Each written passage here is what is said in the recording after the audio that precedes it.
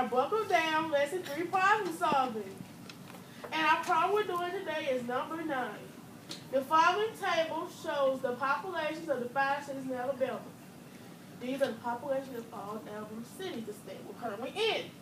Mobile is the population is 192,830. Dothan is 65,000. Montgomery is 201,908. Huntsville 168,132. Gadsden 37,000.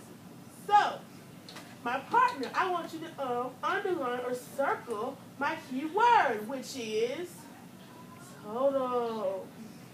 So, what is the total population of all 5 cities? So, my partner is going to add all of these up from all the cities.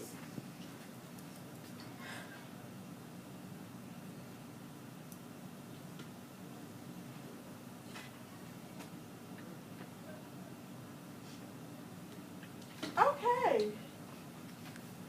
So, this is my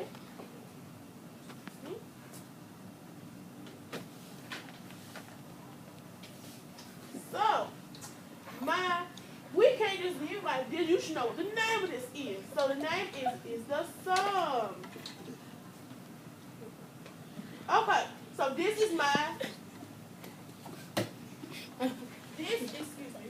this is my total.